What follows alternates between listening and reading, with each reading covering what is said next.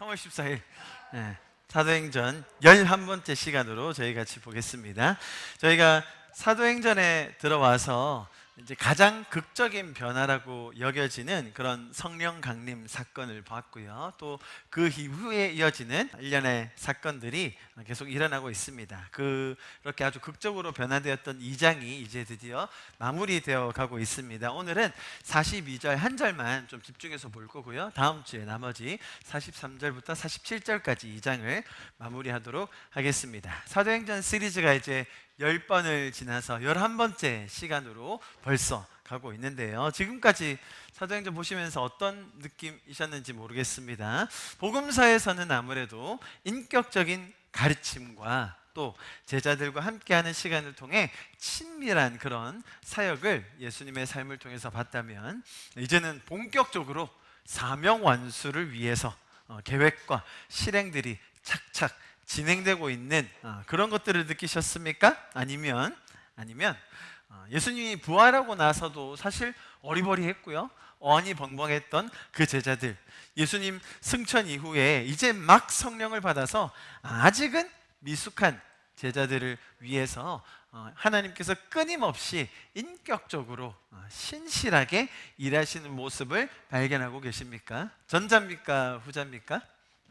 사명의 완수입니까? 아니면 제자들을 끝까지 인격적으로 대하시는 그런 하나님의 모습인가요? 아마도 과거에 우리가 사도행전을 대할 때는 선교의 완성, 사명의 완수, 지상대위임명의 준행과 같은 조금은 무겁고 엄중한 분위기 속에서 바라보았다면, 이제는 동일한 사건과 흐름을 조금은 다른 각도로 볼 수 있는 안목이 열리고 있다고 믿습니다. 아멘. 하나님 너무 놀라우시고, 하나님 너무 선하시고, 우리에게 행하시는 일들이 너무 놀라운 것들을 우리가 본문을 통해서 보고 있는데요. 오늘도 말씀을 통해서 하나님의 원리와 또 그분의 마음들을 더 알아가는 시간이 되기를 축복합니다. 자, 오늘 본문이 42절인데요. 내용으로 좀 들어가기 전에 먼저 번역과 또 엄밀히 말하면 어순에 대해서 잠깐만 살펴보고 들어가도록 하겠습니다. 자, 먼저 지난주 내용을 기억하신다면 지금 42절에 나오는 그들이가 누군지를 알아야겠죠. 41절에 그 말을 받은 사람들은 침례를 받음에 이날에 신도의 수가 3천이나 더하더라. 자, 이 배경 어떤지 알고 계시죠? 베드로가 설교를 아주 긴 아주 장문의 설교를 했습니다. 그리고 나서 그 말을 들었던 천하 각국에서 모인 경건한 유대인들 중에 3천 명이 되는 사람이 그날에 신도로 성도로 거듭나서 침례까지 받았다고 그렇게 기록합니다. 그렇다면 42절에 나오는 그들은 누구겠습니까? 앞절에 비춰봤을 때는 좁게 말하면 그날 돌아왔던 3천 명, 조금 더 넓게 보자면 그때 먼저 기도하고 있었던 120명의 성도들, 베드로를 포함해서요, 그 사람들을 전체적으로 볼 수 있겠죠. 자, 그래서 그들이 서로 사도의 가르침을 받아 서로 교제하고 떡을 떼며 오로지 기도하기를 힘쓰니라. 저희가 지금까지 흔히 봐왔던 이 성경 구절을 통해서 보자면, 자, 이들이 성령 받고 또 침례 받아서 신도로 거듭난 다음에 했던 행동들이 여러 가지가 나오는데, 가장 강조되는 게 뭐죠? 이 문장 그대로 본다면 당연히 기도했다라는 것을 강조했다고 우리가 생각하기가 쉬워요. 본절을 그대로만 본다면 이 3천 명이 모인 사람들이 정말 열심히 맹렬하게 기도를 했다라는 뜻으로 여기기 쉬운데요, 사실 이것은 번역과 어순을 정함에 있어서 생기게 된 오해입니다. 원문의 강조점이 어순으로 인해서 분산된 경우라고 보시면 됩니다. 그래서 제가 좀 다른 번역본들을 가져와 봤습니다. 한글 번역본 중에서는요, 새 번역을 보시면 그들은 사도들의 가르침에 몰두하며 서로 사귀는 일과 빵을 떼는 일과 기도에 힘썼다. 차이가 느껴지시나요? 이 오로지가 어디에 강조로 가는지에 따라 지금 약간 뉘앙스가 달라지죠. 다른 번역들은 또 우리가 좀 전에 있었던 번역대로 한 것들도 있어요. 그들은 사도의 가르침을 듣고 서로 도와주며 빵을 나누어 먹고 기도하는 일에 전념하였다. 여기서도 전념하였다가 강조인데 어느 구절을 꾸미는 전념하였다죠? 기도하였다만 꾸미는 게 아니라 앞에 나오는 이 네 가지 일들을, 그죠? 뭐예요? 가르침을 듣고 교제하고 또 빵을 나누고 기도하는 일, 그 네 가지 일 전체에 몰두하였다. 이제 그렇게 보는 게 훨씬 더 바른 해석인 것 같아요. 영어로 보면 더 정확하게 보입니다. 위에 걸 읽어볼게요. They were continually devoting themselves to the apostles' teaching and to fellowship, to breaking bread and to prayer 라고 해서 이제 A, B, C, and B 기억나실지 모르겠는데요. 그것에 다 전념했다라는 뜻으로 볼 수 있어요. 이해하시겠죠? 그러니까 오로지 기도에만 힘썼다가 아니라 이 네 가지 행동에 다 전념하여 꾸준히 그거에 집중하고 몰두하고 힘썼다라는 것을 표현하는데, 이상하게 저희 한국 분들은요, 신학자분들도 또 번역에 참여하셨던 분들도 기도를 그렇게 강조하고 싶으셨나 모르겠는데요. 아무튼 그 오롯이가 왜 굳이 또 기도 앞에 붙어가지고 좀 이 전체 강조점이 분산된 게 아닌가, 저는 그렇게 봅니다. 일단 다양한 번역본들을 볼 때 이 구절이 기도만을 강조하는 건 아니구나라는 거는 쉽게 알 수 있어요. 그래서 성경의 다양한 번역본들을 통해서 확인하는 것이 굉장히 의미가 있습니다. 읽을 때마다 모든 구절을 번역본을 다 우리가 비교해서 볼 수는 없죠. 여러분들이 뭐 성경 읽으실 때 막 일일이 다 비교해서 볼 수는 없잖아요. 그러나 이런 좀 특정 구절들, 뭔가 이 말이 맞나? 이 말이 무슨 의미지? 라고 하는 것들은 다양한 번역본을 참고하는 것이 굉장히 도움이 많이 됩니다. 일상생활에서는 그렇게 하실 수 없다면 이렇게 우리가 공동체로서 한 권의 책을 순서대로 보면서 내용을 깊이 볼 때는 이런 다양한 번역본들의 도움을 받는 것이 참 의미가 있다고 여겨집니다. 자, 결론적으로 이 구절의 강조는 기도만 강조하는 것이 아니라 네 가지 행동 전체를 다 강조했다라는 것을 이해할 수 있습니다. 자, 그래서 아까 봤던 42절의 말씀을 다시 보자면 사도의 가르침을 받아 보세요. 첫 번째가 뭐였어요? 이들이 그 3,000명이 모였을 때 첫 번째 했던 행동 순서대로 보자면 가르침을 받고, 그 다음에 뭐 했다고요? 서로 교제하고, 그리고 세 번째 뭡니까? 떡을 떼며 마지막으로 기도를 같이 했다라고 볼 수 있어요. 자, 이것을 큰 그림으로 보자면, 사실은 이 문맥상과 내용상으로 보자면 먼저 가르침을 받고, 사실 교제하고 떡을 떼는 것은 묶을 수 있겠죠. 그리고 그 사람들이 함께 그거의 연속선상에서 기도했다라고 볼 수 있거든요. 그래서 큰 청크로 두 개로 나누자면 먼저 사도의 가르침을 받고 그 이후에 교제하고 떡을 떼며 또 함께 기도했다, 이렇게 두 큰 부분으로 나눌 수 있을 것 같아요. 교제하고 떡을 뗐다라는 표현은 두 가지를 다 의미하고 있는데요. 먼저 성찬을 했다. 우리가 흔히 말하는 성찬식 있잖아요. 주님의 몸을 기억하면서 하는 성찬식. 그리고 혹은 그냥 말 그대로 식사했다, 애찬, 같이 식사를 나눴다. 두 가지 의미가 다 포함된다고 할 수 있어요. 자, 제가 그래서 이렇게 좀 큰 도식으로 한번 그려봤는데요.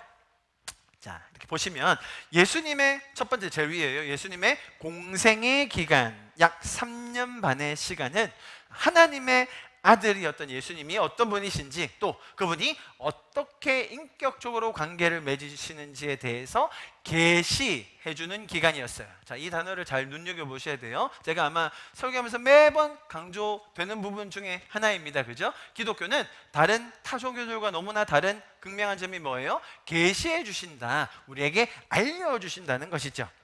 영이신 하나님께서 구약시대에 선지자들을 통해서 전달하는 말, 또 어떤 상황 속에서 주시는 가르침도 있었죠. 그런데 이 복음사에서는 직접 육신을 입고 이 땅에 오셔서 정말로 실제적인 구체적인 그런 가르침들을 계시로 우리에게 주셨던 기간이 바로 예수님의 공생의 기간이었어요. 때로는 비유로 혹은 이야기로 아니면 일부러 상황을 만드시기도 했죠. 굳이 안식일에 병 안 고치셔도 됐거든요. 그런데 일부러라도 그런 상황을 만드셔서 하나님의 뜻이 뭔지, 그런 종교 시스템과 다른 하나님의 마음이 뭔지를 잘 가르쳐 주셨어요. 자, 이것이 우리에게 계시해 주시는 내용이에요. 인간 쪽에서는 할 수가 없는 일이기 때문이죠. 인간 속에서 알 수도 없고 찾을 수도 없는 내용이기 때문에 예수님께서 직접 가르쳐 주시는 거예요. 만약에 인간이 신에 대해서 알고 싶어서 신을 찾고 구도를 하며 신에 대해서 알아본다고 하는 것은 사실 무한한 존재인, 영원한 존재인 신이 인간 쪽에서 알아보는 것을 제일 잘 표현한 그림이 장님이 코끼리 다리 만지는 것 같아요. 그죠? 내가 신이라고 안다고 발견했다는 것, 내가 신이라고 발견했다고 하는 것은 신의 일부분일 뿐이죠. 아주 작은 점일 뿐일 거예요. 그런데 그 인간의 한계를 아시는 하나님께서는 하나님을 직접 계시해 주세요. 가르쳐 주세요. 그 가르침을 우리가 정확하게 아는 것이 너무 중요한 것이죠. 내가 노력해가지고 내가 열심히 해서 내가 끝까지 시도해서 알아낼 수 있는 것이 아니기 때문이에요. 인간이 할 수 없는 부분이기 때문에 하나님께서는 스스로를 계시해 주십니다. 그래서 계시가 중요하다는 거예요. 여러분, 이 계시의 과정, 지금 제가 전체 그림을 조금 그리고 오늘 본문으로 들어갈 건데요. 공생애에서 계시해 주셨다. 예수님은 이런 분이시다. 예수님의 인격적인 관계는 이런 것이다. 라는 것이 3년 반 동안 이어졌거든요. 이것이 우리에게 주시는 계시인데 성경 전체를 봐도 그게 정확하게 보여요. 무슨 말이냐면, 자, 아담과 하와가 범죄했습니다. 하나님을 떠나기로 결정했어요. 여러분, 창세기 한 2, 3장쯤에 아니면 뭐 길어도 한 5장쯤 가서 그냥 십자가 지시면 안 됐을까요? 아담과 하와가 범죄하자마자 그냥 바로 아들 오셔가지고 그냥 십자가 지고 그러면 다시 구원받고 그러면 되는 것 아니었습니까? 왜 그렇게 안 하셨을까요? 출애굽할 때 10가지 이적이 있었습니다. 여러분, 10가지 그 이적이 보통 일이 아니었거든요. 그냥 한 번에 10번째 이적 하시지. 왜 굳이 처음에 약한 걸로 시작하셔가지고 그 이집트에 있던 박사들, 수교객들도 다 따라 했거든요. 사실 굳이 왜 그렇게 질질 끄셨을까요? 이스라엘 백성들이 광야 생활 40년이요 말이 40년이지 40년 그렇게 한번 겪어보시면 보통 일이 아니거든요. 왜 그렇게 질질 끄셨을까요? 뿐만 아니라 사사시대, 왕정기, 포로기, 귀환기, 뭐 이 역사가 너무 기니까요. 이 장구한 역사 속에서 그 스토리가 얼마나 긴지, 여러분, 긴 역사로 봐서 그렇죠. 한 명 한 명 대하시는 스토리도 일일이 성경에 기록되어 있거든요. 시어머니 나오미를 공경했던 며느리 룻 이야기, 굳이 왜 들어가야 되는 거죠? 겁 많고 소심했던 사사 기드온 이야기, 힘만 세가지고 사고만 치던 삼손의 이야기. 근데 이런 이야기 들으니까 막 어린이들은 재밌죠, 그죠? 그럴 거예요. 왕들은 왜 이리도 많아요? 왕들의 이름 너무 많아가지고 헷갈려 죽겠어요. 선지자들부터 정말로 기구한 이야기들이 연속되고 있습니다. 그러다 보니 성경이 이렇게 두꺼워진 거예요. 성경이 길어진 거죠. 자, 하나님은 이 모든 것들을 다 치밀하게 계획하셨어요. 창세기 3장에서 십자가를 지지 않으셨던 이유가 있었어요. 10가지 이적을 한 번에 끝내지 않으셨던 이유가 있었고요. 이스라엘 백성이 40년 동안 광야에서 지냈어야만 했던 이유가 있는 거예요. 성경의 이 장대한 이야기가 우리를 위해 주어진 하나님의 계시라는 거죠. 이런 사건들과 개인과 한 나라와 인간의 시도와 인간의 지혜의 한계와 인간의 노력이 어떤 결과로 이어지는지를 구약에서 명백하게 보게 하시고, 그 정점에 이르렀을 때 하나님의 아들이 직접 오셔서 가르쳐 주시고 계시해 주신 거라는 거예요. 성경은 이런 맥락에서 보아야 합니다. 성경 왜 이렇게 길어? 내가 이 사람들의 왜 얘기를 왜 읽어야 돼? 아니, 이런 끔찍한 일이 일어났다는 거야? 그게 우리 세상이라는 거예요. 그게 인간의 마음의 부패함이라는 거죠.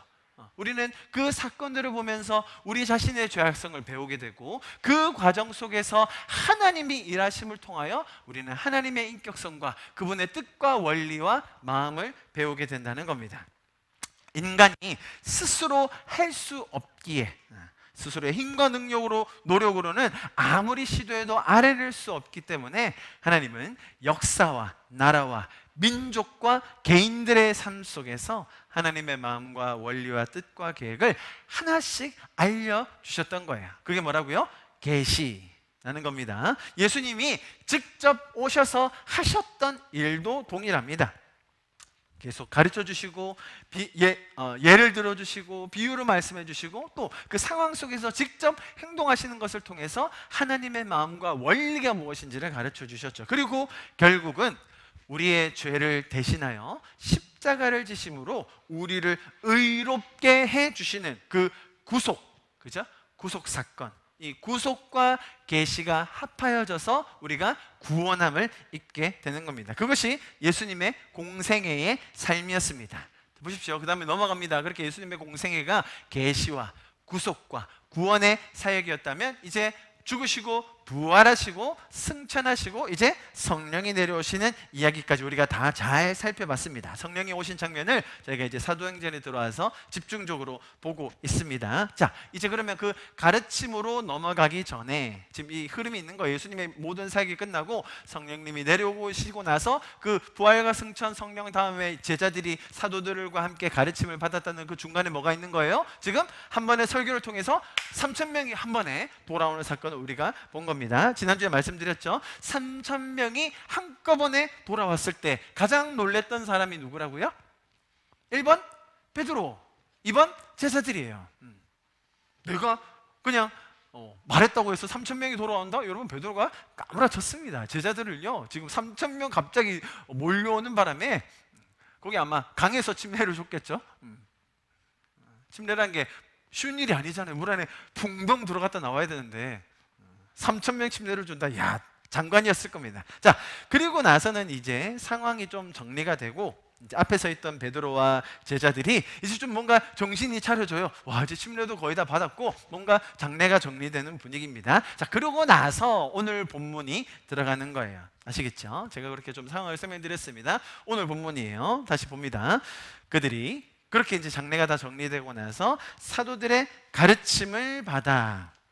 자, 가장 먼저 했던 일이 그들이 가르침을 받았다라는 것입니다. 여기에서 가르침이라고 표현되어 있는 이 원어는요, 디다케라는 단어인데 원래 흔히 복음을 전한다라고 할 때 쓰는 단어가 있는데 케리그마라는 단어예요. 근데 그 단어를 안 쓰고 굳이 가르친다라는 디다케라는 특정 용어를 썼습니다. 그 말은 무슨 말이냐면요, 이들에게는 복음의 내용, 즉 예수 그리스도의 구속과 부활의 사건이 일어났어요. 자, 공생의 사건에서 예수님이 구속해 주시고 십자가 보혈로 말미암아 그들을 의롭게 해주시고 그들이 구원받는 사건까지 성령의 강림을 통해서 침례로 확증을 받아 일어났어요. 자, 그런데 이들에게는 뭐가 부족해요? 예수님이 하나님의 아들이시고 내 죄를 위해 돌아가신 건 알았지만, 그러나 예수님의 가르침과 그리고 구약의 사건이 의미했던 바와 이것들을 연결하는 작업, 예수님이 그 3년 반 동안 제자들을 일일이 가르치셨던 내용, 아직 이들은 모르는 거예요. 그래서 이들에게는 가르침이 절대로 필요한 것이죠. 이렇게 모인 사람들에게 이제 제자, 사도들이 예수님께 배웠던 내용을 다시 가르치고 있는 중이라는 거예요. 이해하시겠죠? 그들이 사도의 가르침을 받았다. 자, 이것은 교회의 가장 본질적인 사역 중에 하나입니다. 우리가 교회로서, 성도로서 함께 해야 할 가장 중요한 일이에요.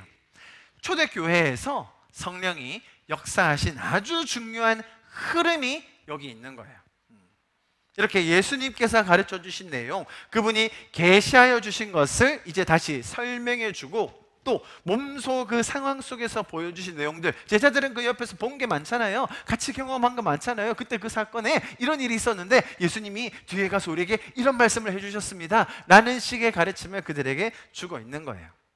그런 것들을 배우고 가르치지 않으면 교회의 존재 자체의 의미가 없어지는 거예요. 제가 왜 이렇게 강조를 드리는지, 자, 그들이 가르침을 받았다, 서로 가르치고 배웠다라는 것이 왜 이렇게 중요한지 몇 가지 이유를 들어보겠습니다. 첫째로, 이 가르침은요 그냥 저절로 자연스럽게 일어나는 것이 아니기 때문이에요. 사람이 하나님의 뜻, 예수님의 이 계시, 그죠? 구약 전체와, 우리는 구약까지 다 배워야 되죠. 구약 전체와 예수님이 가르쳐 주신 이 내용을 사람이 스스로 터득할 수가 없어요. 스스로 알아낼 수가 없어요. 인간의 지혜와 인간의 철학과 인간의 시도들이 어느 정도 선까지 올라가요. 그래서 어쨌든 같이 사다리 타고 올라가면 같이 만나는 게 아니냐, 이게 종교 통합론자들의 이야기인데, 하나님의 지혜와 하나님의 그 일하심과 하나님의 뜻은 인간의 노력과 수고로 알 수 없다가 기독교의 메시지라는 거예요. 구원을 이루시는 것 보세요. 지금 구속과 구원 사건은 하나님께서 일하셔서 이미 이루어졌어요. 성령께서 임하셔가지고 그들 안에 있던 가치관이 새로워졌죠. 새로운 피조물이 됐어요. 그리고 하나님은 이런 분이었구나 라는 어떤 큰 변화가 일어나요. 그들 안에 일어납니다. 그러나 그렇게 새로운 피조물이 된 그들에게는 이제 가르침이 들어가야 돼요. 죄는요 안 배워도 다 습득이 됩니다. 신기하죠? 이 천성이 죄인인지라, 우리 환경이 죄된 세상이기 때문에, 본질상 우리가 진노의 자녀였기 때문에 죄는요 안 배워도요 다 잘해요. 어쩜 이렇게 다 죄를 잘 짓는지. 죄 어디서 배우셨어요, 여러분? 죄 전공 좀 하셨습니까? 사기치기, 뭐 속사 이런 거? 그런 거 안 해도요 죄인들은 죄에 탁월하다는 거예요. 여러분, 이게 죄의 비인격성이에요. 죄는 우리가 가만히 있는데 우리를 노예 삼아버려요. 우리는 뜻하지 않았는데, 내가 의도하지 않았는데 내가 죄의 노예가 되어 있어요. 이게 죄의, 죄송합니다, 빌어먹을 점이에요. 하나님은 끝까지 우리를 인격적으로 대하세요. 우리에게 가르쳐 주시고 설득해 주시고, 내가 행여나 그거에 이지감을 느끼지 않도록, 내가 그거에 거부감을 느끼지 않도록 계속해서 일하세요. 죄는요 이 시스템을 장악해 가지고는 그냥 우리를 종으로, 노예로 삼아버리는 거예요. 이 죄의 비인격성과 하나님의 인격성의 대조를 아시겠죠? 여러분, 그래서 이 인간이 알 수 없는 이것들을 이들에게 계속 가르쳐주는 것, 배우는 것이 우리가 성도로서 그리스도의 장성한 분량에 이르는 길이라는 거죠. 여러분 잘 아시는 에베소서 말씀 4장인데요. 같이 한번 읽어보면 좋을 것 같습니다. 13절 14절 시작. 우리가 다 하나님의 아들을 믿는 것과, 자 그리고 플러스 뭐예요? 아는 일에 하나가 되어 온전한 사람을 이루어 그리스도의 장성한 분량이 충만한 데까지 이르리니. 14절. 이는 우리가 이제부터 어린아이가 되지 아니하여 사람의 속임수와 간사한 유혹에 빠져 온갖 교훈의 풍조에 밀려 요동하지 않게 하려 함이라. 할렐루야. 성경이 너무 명백하게 정리해주고 있는 겁니다. 먼저 부름을 받은 자, 자 여러분 보세요. 먼저 부름을 받은 자, 먼저 은혜를 입은 자, 우리 성도들이에요. 그것이 구원이라고 말씀드렸습니다. 하나님께서 우리에게 먼저 은혜를 주신 거예요. 우리를 먼저 불러주신 거죠. 그 성도들이 이제 해야 될 일, 할 수 있는 일, 가장 큰 특권이자 기쁨이자 소명은 이 가르침을 주고 또 배우는 것입니다. 보세요. 우리가 하나님의 아들을 믿는 것, 이것이 구원을 얻은 것이죠. 구원을 받게 된 것이죠. 우리가 하나님의 아들을 몰랐는데, 믿어지지 않았는데 믿어진 것, 거기에 대해서 뭐가 있다고요? 하나님을 아는 일에 하나가 된다. 무슨 말이에요? 내가 몰랐던 죄적인 개념으로 오해하고 있었던 하나님이 더 풀어지는 것이에요. 근데 문제는, 제가 첫 번째 이 가르침이 중요한 이유가 우리 스스로 알 수 없다는 것이었고요. 그죠? 그래서 계속 이것들이 들어가야 된다. 정보든 혹은 다른 지식이든 가르침이든 계속 이게 배우고 가르치는 일이 일어나야 된다는 거였고, 두 번째는 사단이, 죄적인 세상이 이렇게 말씀을 배우고 가르치는 일을 하려는 성도들을 절대로 가만히 두지를 않습니다. 성경을 정말로 차분히 읽고 묵상하고 그 말씀을 가지고 기도하며 그 하나님의 마음으로 하루를 살아가는 것, 너무나 좋고 즐겁고 또 가장 의미 있는 일임을 우리가 알죠. 성도들은 그게 본능적으로 알 수 있는 거예요. 성도만이 누릴 수 있는 것이죠. 알지만 그게 잘 안 되는 이유는 방해하는 세력이 있기 때문이죠. 방해하는 시스템이 있기 때문입니다. 지금 그 말을 뭐라고 표현했습니까? 보십시오. 14절에 에베소서의 설명을 빌리자면요, 뭡니까? 사람의 속임수. 여러분 이 말씀 잘 눈여겨보십시오. 간사한 유혹. 또 마지막에 온갖 교훈의 풍조. 이거 따라가느라, 이거 체크하느라, 이거 계속 발맞춰 가느라, 여러분 더 중요한 하나님을 믿는 것과 그 아들을 더 알아가는 것에 계속 우리가 뒤처진다는 거예요. 여러분 세상에서요 정말로 막 유명하고 인기 있는 강의들이 많이 있는데요, 요즘은 워낙 또 그런 게 더 많아졌죠. 그런데 사실은 대부분 비슷한 것들이에요. 어떻게 하면 다 행복할 수 있을까? 어떻게 하면 잘 먹고 잘 살까? 어떻게 하면 더 평안한 마음을 가지고 마음을 다스리고 화를 다스리고 아니면 행복하게 노후를 보낼까? 주식의 비결이 뭔지, 뭐 시험의 합격의 경험이든 점수를 올리는 것이든 아니면 화려해 보이는 것이든 나든지 유식해 보이거나 뭐든 간에 그 가장 본능 밑에는 나 잘 살고 싶다, 나도 행복하고 싶다, 의미 있는 삶을 살고 싶다 라는 그 갈망이 인간 속에 있는 거거든요. 그런데 그것을 이 모양 저 모양 사람의 속임으로, 간사한 유혹으로, 세상의 그 교훈의 풍조로 우리를 계속 유혹하는 거예요. 계속 우리에게 거짓말하는 거예요. 이렇게 하면 행복해질 텐데, 너도 이렇게 사진 찍고 올리면 행복한 것 같이 보일 텐데, 이게 사람의 속임수, 간사한 유혹, 온갖 교훈의 풍조라는 거예요.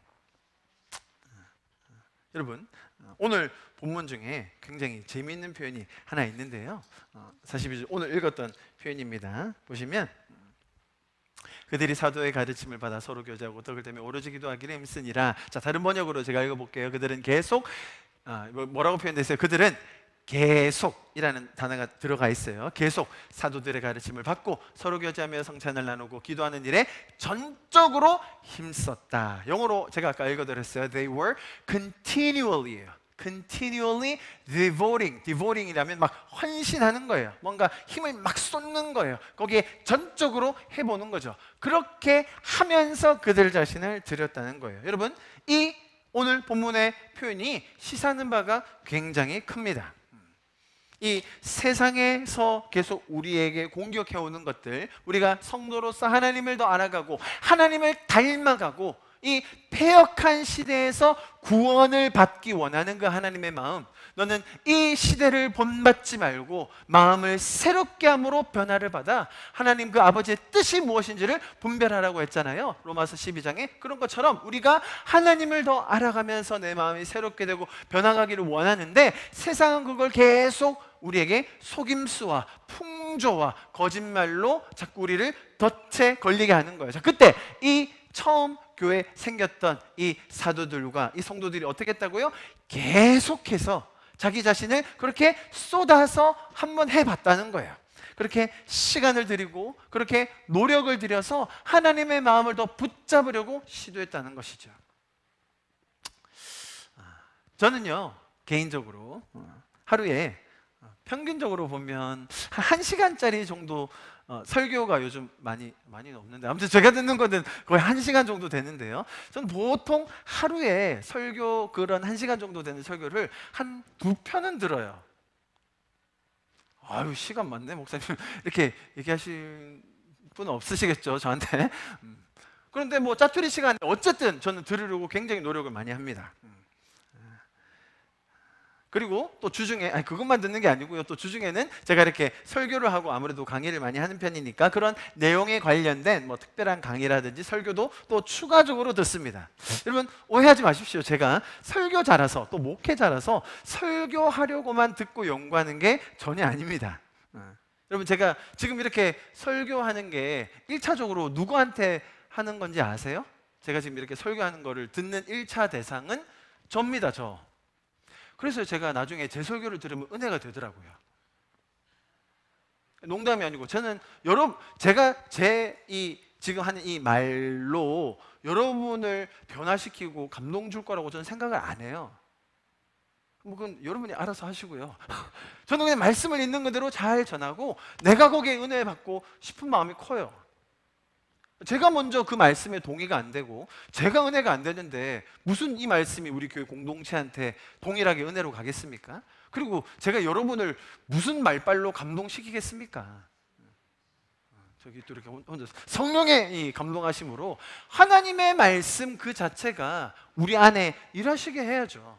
그래서 제가 성경 자체만 설명하려고 굉장히 노력하는 겁니다. 자, 제가 왜 제 개인의 예를 들어드리냐면, 제가 이 실례를 한번 여러분에게 보여드리고 싶었어요. 결국 저도 그런 경험이 많은데, 결국 나의 마음을 지키고 내 마음이 새롭게 되고 정말로 하루의 의미를 더해주고 감사와 행복을 주는 것은 다름이 아니라 말씀이구나, 이런 것을 제가 뼈저리게 느꼈기 때문이에요. 여러분, 이것은 비단 어떤 의지력의 차원이 아니에요. 많은 분들이 그렇게 하나님을 쫓아가는 것도 의지력이라든지 아니면 지적 수준이라든지 아니면 성향, 성품의 차이 때문에 그렇게 못한다고 얘기하는 분들이 많아요. 과거의 상처라든지 트라우마 있는 사람들, 뭐 그렇게 다른 분야들 때문에 그렇게 하나님의 말씀을 접하지 못한다라는 의견을 많이 이야기하십니다. 네, 맞습니다. 그러나 그런 모든 상황에서 어떤 사람이건 간에 하나님의 말씀이 역사하실 수 있다라고 믿는 것이 저 여러분 성도들인 것입니다. 이 하나님의 말씀을 통해서 우리 인생에 찾아올 수밖에 없는 우울함, 슬픔과 절망, 낙담과 좌절, 공허함과 외로움, 저는 극복된다고 믿습니다. 여러분, 이런 것들이 없을 순 없어요. 죄된 세상 속에 살면서 이런 좌절과 낙담, 괴로움과 외로움과 공허함 없을 수 없습니다, 여러분. 반드시 생길 수밖에 없어요. 아무리 성자라 하더라도 성자라고 불리는 그분들은요, 그것을 미리 깨닫고요, 그래서 산으로 들어가셨어요. 다 차단하려고. 수도원이 괜히 생긴 게 아니에요. 정말로 거기에만 집중해 보고 싶은 거예요. 정말로 거기에 더 큰 의미가 있다는 걸 아는 거죠. 그래서 수도원 운동이 생긴 거거든요. 그런데 그 형식이 너무 강조되다 보니까 변질됐죠. 그래서 수도원에서만 살면 안 돼요, 여러분. 세상 속에 살면서 우리가 하나님의 말씀을 지금 오늘 본문이 얘기한 대로 어쨌든 힘써 쫓아가 보려는 노력이 필요한 거죠. 여러분, 그래서 제가 개인적으로 경험한 것은 뭐냐면, 그런 어려움들이 없을 수는 없는데, 마음의 그런 낙담과 변화가 없을 수는 없는데, 제가 느낀 것은, 자, 어떤 사람이 동일한 일을 경험했을 때 한 일주일은 다운돼 있는 것 같아요. 야, 상처받고. 그런데 말씀으로 이것이 하나님의 원리로 사라지는 사람은 1시간이면 극복이 돼요. 어떤 사람에게는 도저히 감당할 수 없을 것 같은 절망적인 일이 동일하게 왜 안 일어납니까? 믿는 성도들에게라고 해서 안 좋은 일이 안 일어납니까? 내가 잘못 안 했다고 해서 세상에 다른 시스템들이 돌아가지 않습니까? 그렇지 않거든요. 하나님께서 주신 그 자유의지와 세상의 원리가 있기 때문에 내가 실수하지 않았는데 내가 다칠 수도 있고요, 우리 가족이 피해가 올 수도 있고요, 어려움을 겪을 수 있어요. 자, 그러나 동일한 사건을 대할 때 많은 사람들이 절망의 나락으로 떨어지지만 말씀의 원리와 하나님의 계획과 하나님이 우리에게 주신 소망을 붙들고 있는 자들은 그것을 반응하는 것이 달라지더라는 거죠. 여러분, 이것이 말씀의 힘인 것입니다. 하나님과의 그 친밀한 관계 속에 있는 사람들이 그런 상황들 속에서 승리할 수 있는 것, 또 성숙함으로 나아갈 수 있는 길이 되는, 그것이 바로 말씀의 힘인 줄 믿습니다. 제가 지금 이 왜 가르침을 받았다, 배움을 받았다, 서로 가르치고 배웠다는 것이 왜 중요한지에 대해서 자세히 설명드리고 있는데요. 첫 번째는 저절로 알 수 없다는 것, 그죠? 그리고 두 번째는 세상의 공격이 만만치 않다는 것, 또 세 번째로는 알고는 있으나 생각보다 하나님의 말씀을 진심으로 꾸준히 접하고 적용하는 것이 어렵다는 것. 그래서 오늘 성경에서는 계속해서 힘썼다라는 표현이 나온다고 제가 이렇게 정리해 드릴 수 있을 것 같습니다. 다시 42절로 다시 또 돌아갑니다. 자, 지금 이 장면에서 그 사람들이 사도의 가르침, 또 예수님이 가르쳐 주신 그 내용의 계시의 내용들을 전달하고 있다고 제가 말씀드렸습니다. 질문 드리겠습니다. 지금 이 3,000명, 한 3,120명 정도 된다고 합시다. 그 사람들이 가르침을 받고 또 가르치고 있습니다. 잘 보십시오. 두 가지 부류로 나눌 수 있겠네요. 가르치고 있는 쪽, 배우고 있는 쪽. 됐죠? 가르치고 있는 쪽, 배우고 있는 쪽. 여러분은 어느 쪽이십니까?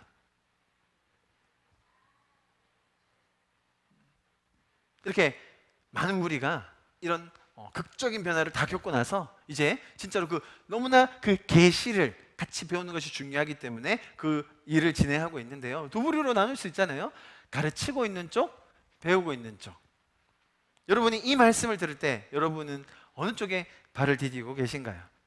저는 목회자니까, 또 지금 앞에서 이렇게 이야기를 하고 있으니까 당연히 사도들 쪽일 거고, 어쨌든 주일 예배 와서 듣는 여러분들은 배우는 우리이어야만 하는 건가요? 오늘 성경의 메시지는 전혀 그런 것이 아닙니다. 여러분, 이 사도들요, 완전 초짜예요. 아닙니까? 지금 생전 처음 가르쳐 봤어요, 사도들. 첫 시간이라니까, 첫 시간. 교생 실습 지금 거의 그 분위기예요. 베드로랑 뭐 자기들이 언제 가르쳐 봤나요? 뭐 언제 배워가지고 이제 막 하겠다 가지고 처음 가서 실습해보는 그 장면이라니까요, 여러분. 사도들이요, 우리는 이 장면에서 막 가르침을 받고 막 엄청 사람도 많이 돌아오고 막 조직적이고 그럴 거라고 생각하지만 막 권위가 있고 막 말에 막 포스가 나가지고 막 불을 뿜는 거라고 생각하지만 사도들 전혀 그렇지 않았어요. 사도들 완전 초짜였고요. 하나도 가르치는 방법 몰랐고요. 교수법, 교육법, 커리큘럼 그런 거 없었어요, 여러분. 베드로가요, 여러분. 아니 뭐 말하기 거시기 하죠. 뭐 얼마나 체계적으로 가르쳤을까요? 전혀 아니었습니다, 여러분. 성령님께서 생각나게 하시고 가르쳐 주심으로 인해 그것이 이제서야 내면에 정리되는 것을 경험했거든요. 그래봐야 지금 여러분 몇 시간도 안 지났어요. 성령 받은 지.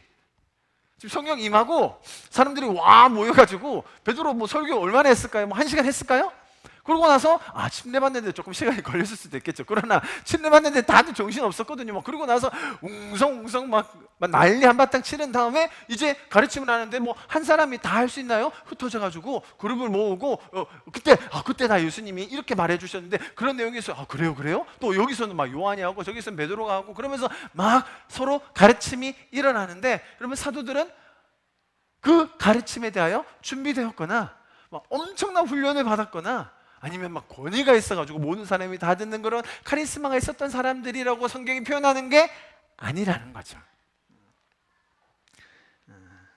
다시 한번 이 도표를 보시죠. 사실 이들은 너무나 초짜했지만, 그죠? 성령을 받아 그들이 마음에 깨달음을 얻고 이렇게 스스로 가르쳐 봄을 통하여 어떤 역사가 일어났냐면, 사실은 자기 안에 있었던 내용이 더 정리가 되고 더 이해가 되고 더 깨달아지는 그 경험을 사도들이 하고 있는 거예요.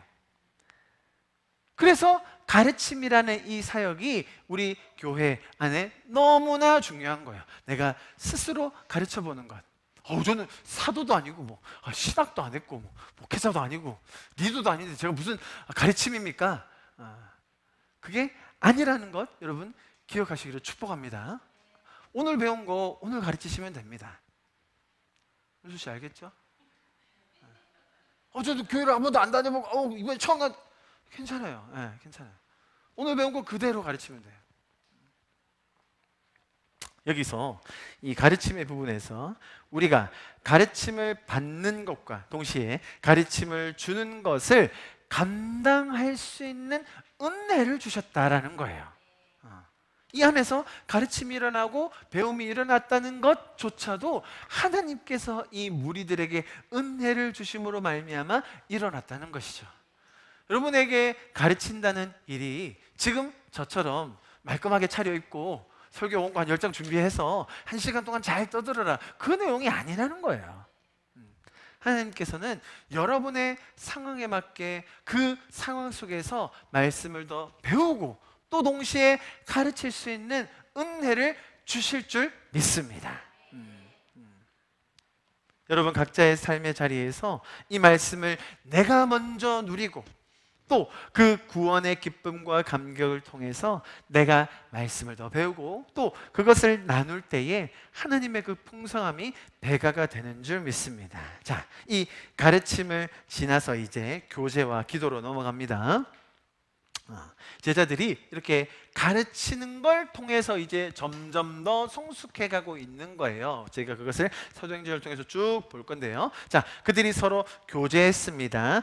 떡을 뗐습니다. 사실 이것이 하나님을 사랑하는 것과 또 이웃을 사랑하는 것의 명백한 그림이에요. 나중에 다음 주에 볼 장면에 보면 하나님을 찬미했다라고 나오거든요. 그러니까 하나님께 우리가 찬미하고 기도하는 것, 하나님을 사랑하는 것과 더불어 교제하고 떡을 나누는 것, 우리가 이웃을 사랑하는 것, 그 그림을 여기서 우리가 보는 것이죠. 여러분 교회가 매번 밥을 열심히 먹는 이유가 있어요.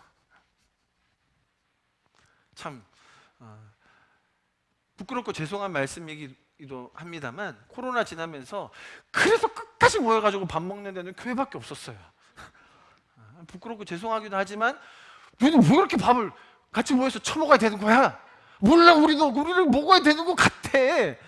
셀모임 우리는 안 하면 안 되는데, 그거 좀 흩어져서 안 하면 안 돼? 우리는 이걸 안 하면 안 되는데. 그 이유도 있는 거예요, 사실은. 여러분, 말씀을 나누고요, 그걸 가지고 그 말씀의 그 풍성함과 은혜를 가지고 교제하는 것, 또 그러면서 같이 식사하며 누리게 되는 그 나눔의 풍성함이 참 신비한 거예요. 어디 뭐 좋은 밥 먹는다고 여러분 다 쫓아가십니까? 밥만 준다고 쫓아가세요? 그런데 그런 음식의 질, 이런 말 하기 또 저희는 민망하잖아요. 저희는 전국의 교회 중에 점심 식사가 거의 탑3 안에 들기 때문에 뭐 이런 말 하기 좀 민망하지만 어쨌든 밥을 안 준다 하더라도 이 안에서 누리는 교제와 나눔의 풍성함이 우리 안에 갈망이 있는 거예요. 단순히 세상에서 가지는 그런 교제와는 뭔가 다른 그 하나님의 만지심과 위로와 평안과 기쁨, 감사가 있다는 것을 우리가 더 앞으로 풍성하게 경험하게 될 것입니다.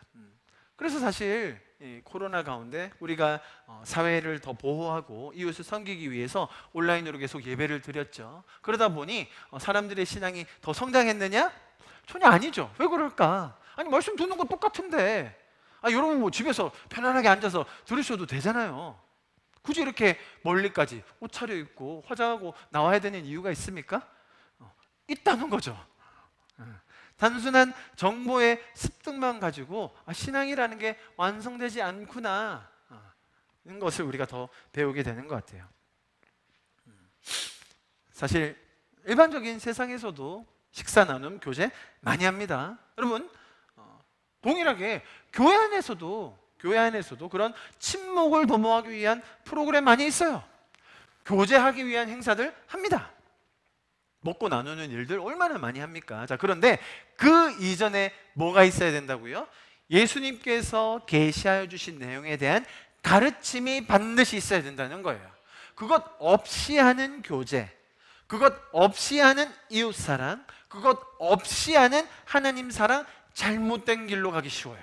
그래서 제가 이 가르침이라는 것, 예수님의 계시를 우리가 함께 나누고 배우고 가르침을 받고 또 서로 나누는 것이 왜 중요한가를 더 여러분께 강조드린 거예요. 교제하려고 모여가지고 당을 짓는 경우 얼마나 많습니까? 식사하면서 서로를 질투하고 배신하는 그런 경우 비일비재하죠. 제가 다른 사람 얘기하는 게 아니라요, 우리 사도행전 1장에 그랬습니다.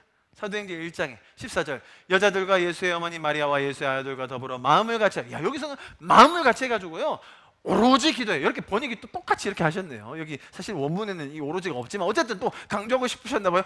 오로지 기도에 힘써가지고 어떻게 했습니까? 모인 수의 무리가 약 120명이나 되더라. 그때에 베드로가 그 형제들 가운데 벌떡 일어나 이르되, 형제들아, 성령이 다윗의 입을 통하여 예수 잡는 자들의 길잡이가 된 유다를 가리켜 미리 말씀하신 것이 성경에 응하였으니 마땅하도다. 제가 이 말씀의 의미가 뭔지를 아주 자세하게 설명드렸습니다. 베드로가 지금 자기가 자기 자신을 대표하여 위시하여 그들 모두가 가지고 있었던 그 죄책감, 부끄러운 마음, 그것을 한 번에 떨어버리고자 몰빵했던 인물 누구라고요? 유다라는 거예요. 이렇게 자기 자신의 특권의식은 높이고 상대방은 정죄하는 것, 그것이 어떤 일 뒤에 일어났습니까? 기도한 뒤에 일어났어요. 어떻게 이럴 수가 있죠? 아니, 기도했는데. 그러니까 여기서 사실은 하나님의 그 계시의 원리, 우리가 하나님의 마음을 아는 것을 뺀 채, 제외한 채 기도하는 것, 여러분, 기도가 될 수가 아니에요. 여러분, 종교들 중에 기도를 제일 열심히 하는 종교가 어딜까요? 우리는 흔히들 그래도 기도하면 교회가 세지, 기도원들이 있는데 라고 생각하시죠? 우리 절에 많이 다녀보신 분들 알 겁니다. 스님들하고 기도하는 거 우리가 잽이 안 돼요, 여러분. 등을 안 대고 몇십 년 동안 기도하는 줄 아세요? 면벽 해보셨어요? 면벽? 얼마나 괴롭고 힘든데요. 그 스님들하고 비교했을 때 기도를 우리가 더 잘한다, 더 열심히 한다? 절대로 그런 말 하시면 안 됩니다, 여러분. 이슬람들요, 이슬람이 기도하는 거에 되면요, 우리는 우리가 기도한 건 편에 자빠진 거예요. 이슬람들은 그 장판 다 들고 다녀야 되고요, 매번 깔아야 되고요, 이마를 땅에 대는데, 여러분 중동 나라들 가보십시오. 이마가 시커멉니다, 여기가. 안 씻어서가 아니라 땅바닥에 하도 많이 돼가지고 더 까매질수록 구원받을 확률이 높아져요, 여러분. 얼마나 세게 꽉 누르겠어요. 구원받아야 되니까. 우리가 기도를 열심히 한다고요? 택도 없는 소리 하지 마시기 바랍니다. 아주 부끄러워져요. 여러분, 기도가 우리 기독교만의 고유물이다?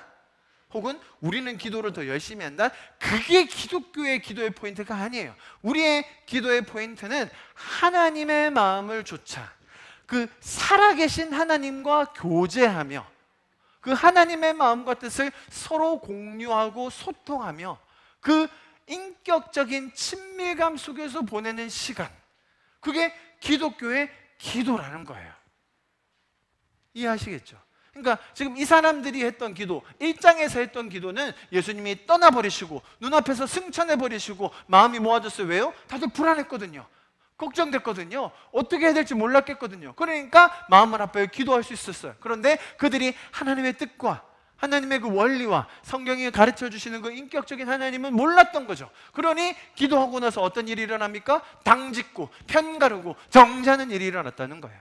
기도를 딥다 많이 하는 게 좋은 건가요? 네, 그럴 때도 있어요, 여러분. 그럴 때도 있습니다. 어떤 경우에는 정말 훈련도 해보고 뭔가 내가 기도하는 거에 대해서 어떻게 하는지 배워보는 건 너무 좋은 것입니다. 그러나 가장 본질적인 것을 잊지 말아야 돼요. 그 기도와 하나님을 찬미하는 것, 심지어 하나님 사랑, 이웃 사랑, 그것을 함에 있어서 뭐가 더 선행되어야 한다고요?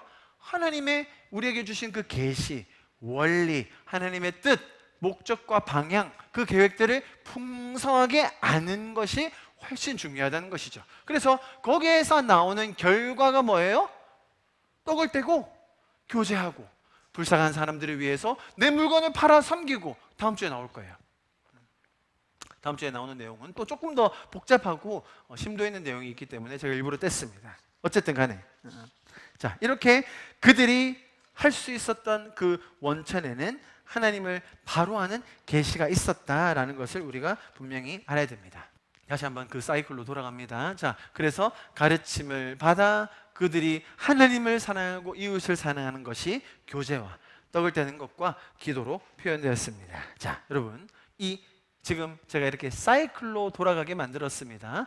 예수님께서 계시해 주신 내용, 또 직접 일하셔서 십자가를 지시고 우리에게 이루어 주신 구속, 구원의 사건, 다음에 부활, 승천, 성령을 임하는 것. 그러니까 하나님께서 일하시는 것과 우리가 경험하는 게 조금 이제 혼재되어 있긴 하죠. 그리고 나서 가르치고 그것이 표현되어지고, 그 다음에 어디로 가겠습니까?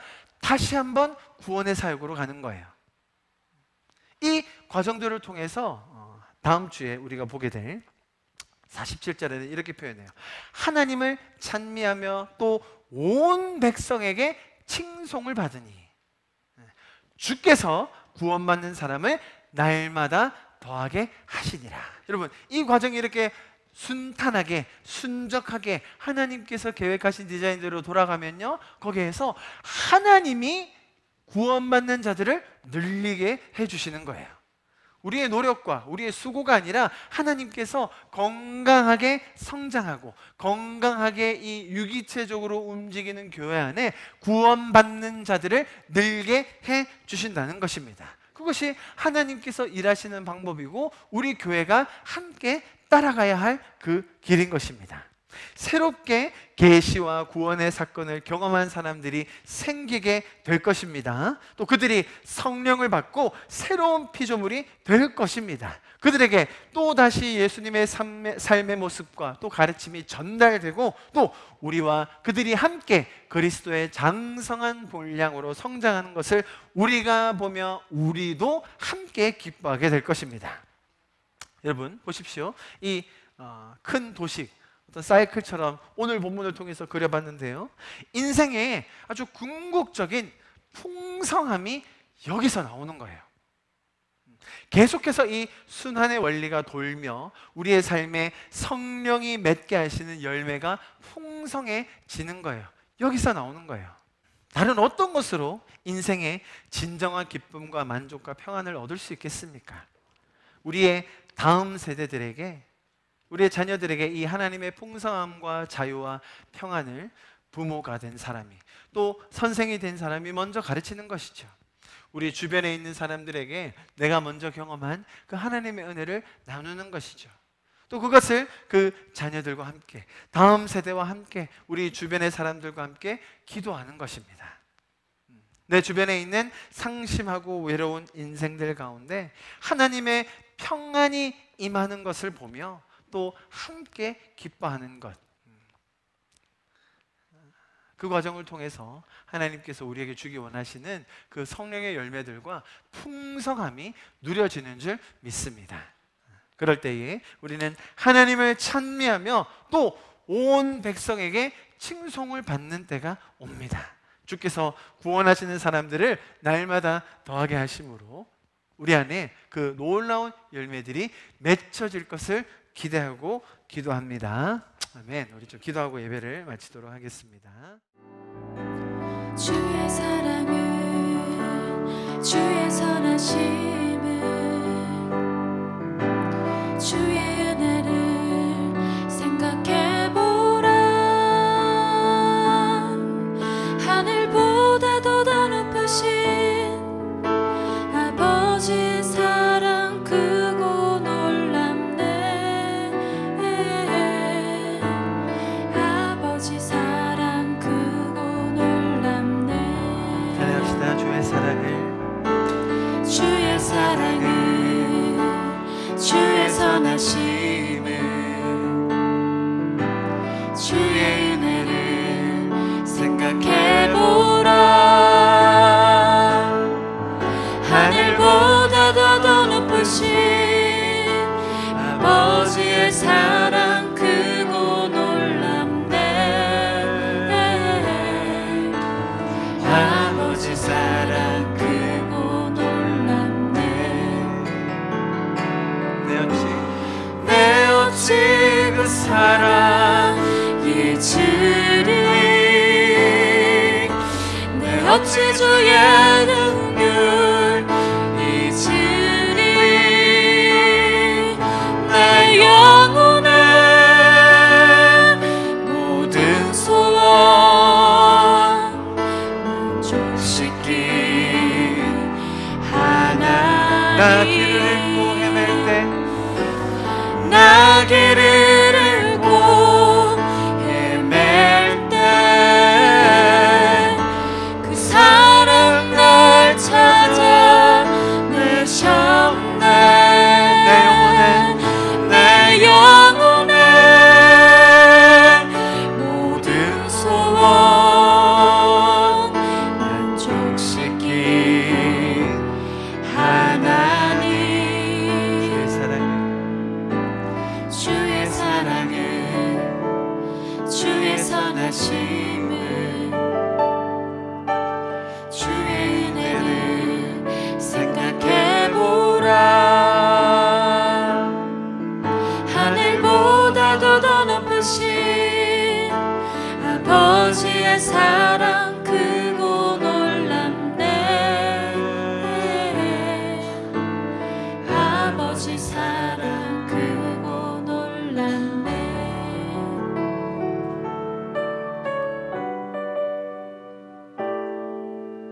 에베소서 4장 13절 14절 말씀입니다. 우리가 다 하나님의 아들을 믿는 것과 아는 일에 하나가 되어 온전한 사람을 이루어 그리스도의 장성한 분량이 충만한 때까지 이르리니 이는 우리가 이제부터 어린아이가 되지 아니하여 사람의 속임수와 간사한 유혹에 빠져 온갖 교훈의 풍조에 밀려 요동하지 않게 하려 함이라. 할렐루야. 주님께서 우리에게 주신 가르침, 놀라운 주님의 사랑 다시 한번 감사를 드립니다.